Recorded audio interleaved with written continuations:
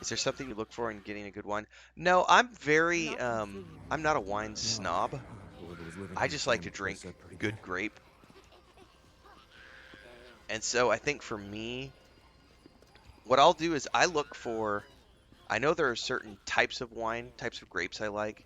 How about through Here's here? I'm going to pause for a minute because this is actually a fun discussion where I can give a little bit of advice. If you're just getting into wine, there's a couple of things I would say. Number one, if you're in doubt, you can never go wrong with a good Cabernet Sauvignon.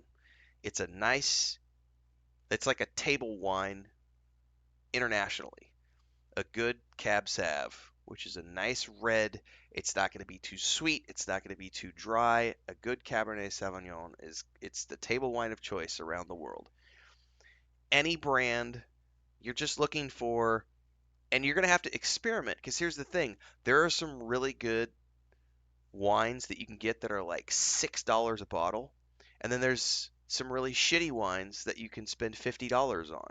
So it's never going to be about the amount you pay. It is often about the money that you pay, but not always about the money that you pay. I'm not a wine expert. There are some amazing like Instagram and YouTube and TikTok accounts out there that get really into wine culture. I definitely I don't do the swirl and spit and all that shit. I'm just like, that looks good. It's a grape that I like. The label looks cool and it's on sale. I'm gonna try it out. And it's hit and miss. Um, and what Chris and I will do is over the years, like when I met Chris, she was not a wine drinker, but I was. So Chris started getting into wine because of me. And then over, 15 years of being married, she has determined she really likes um, Shiraz. Specifically, she loves like Tall Horse and God, there's another one. They both have giraffes. They're from South Africa. It's Tall Horse and I forget the other one. Um, and those are like a entry point Shiraz, right, out of South Africa, and she loves those, and Shiraz is her favorite.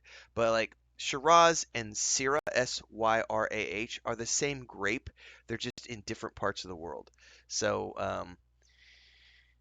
as a general rule, though, like Spain has amazing wine, Italy has amazing wine, France has amazing wine, Bulgaria has amazing wine, Chile has amazing wine, Argentina has amazing wine, Mexico has some amazing vineyards, the United States has some amazing vineyards. Um, anyway, going back to Cabernet Sauvignon is a great choice for a basic red wine. Um,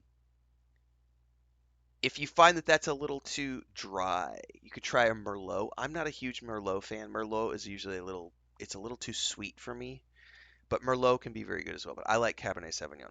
A Pinot Noir. Pinot Noir is one of the better. It's a higher quality red grape than the Cabernet Sauvignon.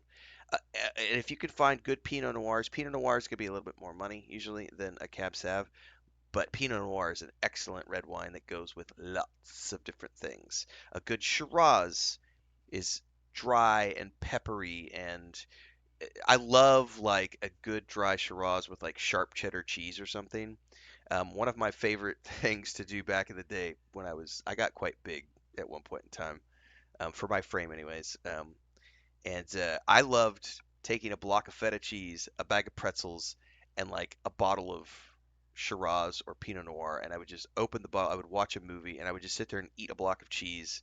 Not the whole thing, but I would eat off the block of cheese with and drink the bottle of wine while I was eating pretzels. It's so good. Now on the white side, the the counter to Cabernet Sauvignon is um this is gonna depend. I like Pinot Grigio. Um, these are just types of grapes. So brands are a different thing, but types of grapes. A Pinot Grigio is a very good white wine. Um, and you can get into like there's all these different types of whites as well. I don't really do rosés. Rosés are like the pink wines. Rosé can be good, but I'm much more a fan of just classic reds and whites. Oh, and on the red side, an Old Vine Zinfandel is probably my favorite red grape. Old Vine Zinfandel is like it's a really good red. On the white side, Pinot Grigio, um, Rieslings are pretty good. My favorite white though is the Traminer Grape, which is, I believe, only found in Germany, and those tend to be more expensive. Those are going to be $30 per bottle minimum. Um, but those are good like breakfast wines. And then Chris and I drink a lot actually. It's the brand is Barefoot Wine. It's Barefoot Vineyards out of California, and they have some really good Pinot Grigio, and more importantly, they have a Muscat, which is a sweet wine. It's a sweet white wine called a Muscat. Um, Absolutely, it's a breakfast wine or a brunch wine. You need to serve it chilled, so you put it in the fridge, and then it's like, oh, we're having scrambled eggs and toast this morning. I'd like a glass of wine with breakfast, and you pull that sucker out of the fridge, and you got a nice crisp. It's almost like an apple juice. It's so sweet, but it's a grape. Yeah, Barefoot's a good like it's a run of the mill entry level wine like a vineyard, but they sell lots of different good wines. I don't think you'll ever go wrong buying something from Barefoot. But that gets into branding. So here's what I do when I go to the vineyard, or with the vineyard, sorry. When I go to the liquor store, it's different when I go to the vineyard. When I go to the liquor store, and I'm not a professional by any means, but I do like wine. The first thing I look for is what's on sale. Because wine can be expensive, especially if you drink it on a regular basis. If you like have a glass of wine every single night like we do, you can start spending hundreds of dollars every single month, even if you're just drinking cheap, like $10 bottles of wine. It can get expensive pretty quick. Um, so go to the discount shelf, whatever liquor store you go to. Look for the discount shelf. Look for the types of grapes that you think you want to try, or the grapes that you know you like. I know that I like Pinot Noir, Old Vine Zinfandels, Cabernet Sauvignons, Pinot Grigios, things of that nature. Um, Go to the discount shelf and see what of those are on sale. Now, if any of the things that are on sale are like an award-winning vineyard or an award-winning vintage, and they've got a bunch of label stuff that says, "Oh, we won these 5 awards," just get it. It doesn't matter who the brand, just get it. It's going to be good if it's won a bunch of awards somewhere. It's that simple. Um, Now, if you want to get creative and taste test, that's when you buy based on how creative is the label. Like one of my favorite creative decisions I made years ago, I went to Colombia and I was at a little restaurant getting a steak, and they had a wine called El Gato Negro, and it's got this really cool cat on the label. And I went, I like the label. I'm gonna try that wine. And they have pretty good wines. Um, so discount shelf, look for a grape that you like or you want to try. Look for something that's got, you know, we won these awards, best of the year, blah blah blah. Look for that first. Failing that, get creative and just test yourself. The testing of the bottles based on the labels is risky because you're not always gonna get a good wine. But the good thing with wine is that if you open the bottle and you don't like it, that's okay. Stick it in the fridge. You can use it to cook with. It's great for stews. It's great for gravies. It's great for, you know, lots of different things. You could put a splash of wine in to add some flavor to the dish that you cook. You can never go wrong with having just shitty wine in the fridge because you can use it to cook with. So even if you made a bad choice and you spent 10 bucks, 20 bucks, whatever on a bottle of wine that you didn't like, it's never a loss because you can use it um, for something later on. Um, there are beyond that, everybody's got a different palate is the thing. And so that's why I have a hard time when I say like, yeah, there are some great YouTube channels and TikTok accounts that you can follow that will have basic general advice if you want to really learn more about wine culture and wine tasting and all that stuff. And that's great. But the problem that I find with that is that I have my own palate.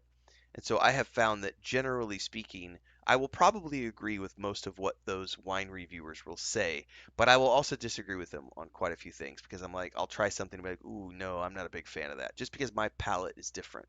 And that's something that you're only going to discover through taking your own journey through wine, is discovering, I'm 25 years into wine drinking now, so I have a refined palate, and so I know what I like and I know what I don't like. So it's like if someone offers me a Merlot, I'm gonna be like, ooh.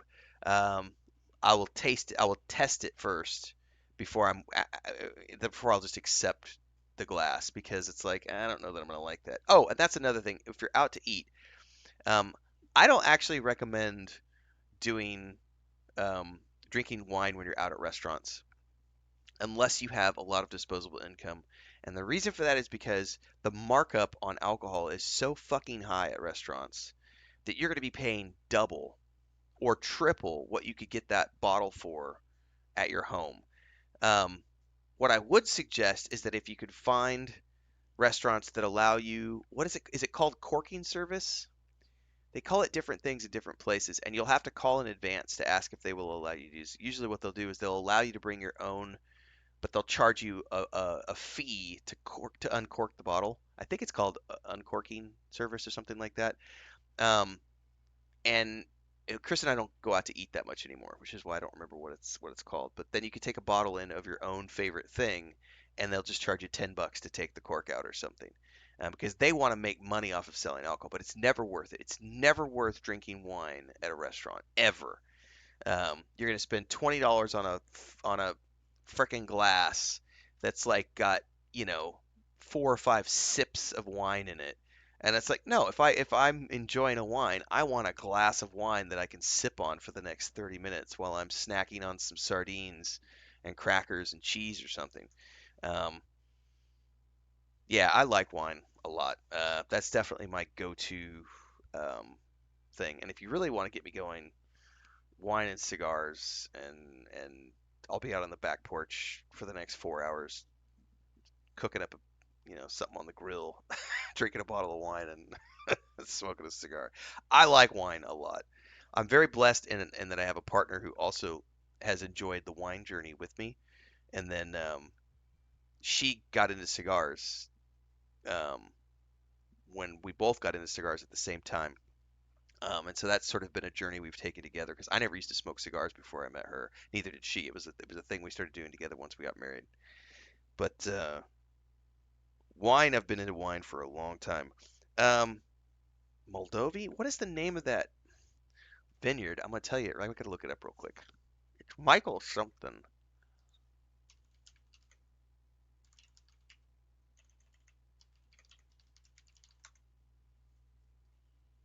I can't remember the name of this. There's some really good. It was a really good.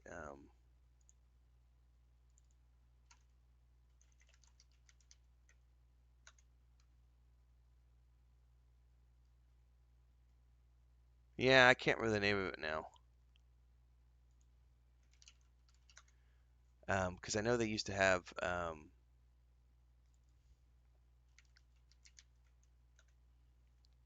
Oh, it's Robert Mondavi. I was thinking Michael. It's Robert Mondavi is the name of the vineyard. I remember they used to sell a really amazing old vine Zinfandel and some really good Cabernet Sauvignons. But they've been around for a long time. That's a Napa Valley. Their wines tend to be a little more expensive unless they've got like more budget options these days. Um, but that's like one of those vineyards that you know you're gonna get like barefoot. Like there's some really, and that's the thing. Once you get into wine, just the best thing you can do is start taking notes. Um, Save the bottles. This is what Chris and I do. We save the bottles of the things we really like, and then we have a wine bottle collection. And then you'll start to figure out once you try like 3 or 4 wines that all came from the same vineyard, you're like, oh, okay.